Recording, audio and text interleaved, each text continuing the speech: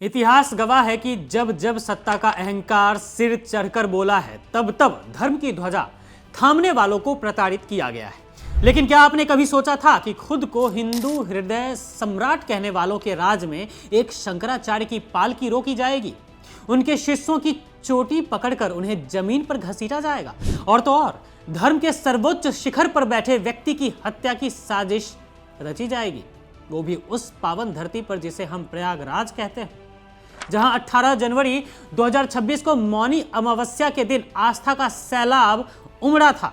दोस्तों, मामला महज एक स्नान रोकने का नहीं है, मामला उस प्रतिशोध का है जो सत्ता के गलियारों में बैठकर बुना गया।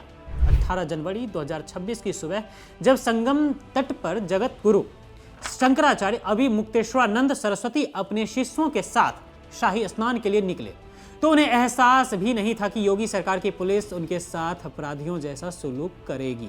सादी वर्दी में हाथ में पिस्टल लिए पुलिस वाले आते हैं। शंकराचार्य की पालकी को जबरन रोककर उन्हें अपमानित किया जाता है। मासूम शिशुओं को लात घूंसों से पीटा जाता है, उनकी चोटियां खींचकर उन्हें जमीन पर घसीटा जाता है। क्या यही वो राम राज्य है जिसका सपना दिखाकर वोट मांगे गए थे? क्या सनातन की रक्षा का मतलब अब साधु संतों का लहू बहाना हो गया है? हैरानी की बात तो यह है कि प्रशासन ने तर्क क्या दिया? नो व्हीकल जोन और भीड़ का दबाव।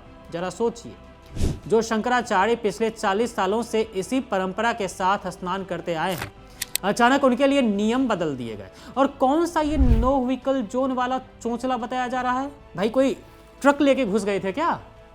असल में वजह नियम नहीं बल्कि वो सच है जो शंकराचार्य ने साल 2025 के महाकुंभ की तैयारियों और वहां हुई भगदड़ की नाकामियों पर बोला था। उन्होंने योगी सरकार को आईना दिखाया था और आज उसी का बदला लिया जा रहा है। खुद शंकराचार्य का यही कहना है। उन्होंने कैमरे पर आकर कहा कि यह सिर्फ धक्का मुक्की नहीं थी, बल्कि भगदड़ मचाकर उन्हें जान से मारने की एक गहरी साजिश थी, ताकि सरकार के खिलाफ उठने वाली सबसे बड़ी धार्मिक आवाज को हमेशा के लिए खामोश कर दिया जाए। एक तरफ तो यह सरकार हिंदू राष्ट्र की बातें करती है और दूसरी तरफ वाराणसी के मणिकर्णिका घाट पर इसी जनवरी 2026 में प्राचीन मूर्तियों को बुलडोजर से जमींदोज कर दिया गया। जब जनता ने विरोध किया, जब राज्यसभा सांसद संजय सिंह जैसे लोगों ने इस विनाश की तस्वीरें दिखाई, तो सरकार ने 17 जनवरी 2026 को इस सच को AI जनरेटेड बताकर 8 लोगों के खिलाफ FIR दर्ज कर दी। यानी अब आपकी आंखें जो देख रही हैं वो झूठ है और जो सरकार की फाइलें कह रही हैं वही सच है। हद तो तब हो जाती है जब बीजेपी के ही नेता कहीं हनुमान जी को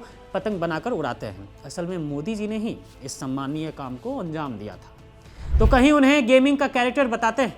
वहां कोई सनातन खतरे में नहीं आता, वहां किसी की धार्मिक भावनाएं आहत नहीं होती हैं, लेकिन एक शंकराचार्य जब अपना हक मांगे तो उन पर लाठियां बरसाई जाती हैं। दोस्तों, मामले को लेकर जो कुछ भी हमने कहा वो शंकराचार्य का ही मानना है, वही हमने कहा।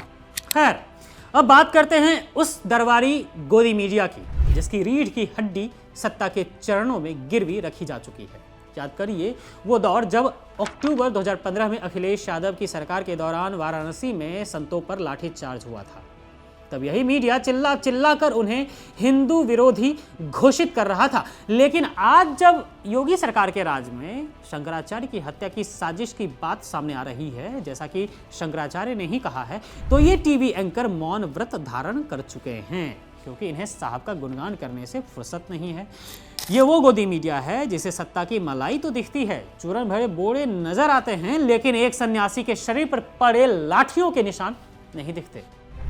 इनका दोहरापन ही आज देश के लोकतंत्र और धर्म दोनों को खोखला कर रहा है।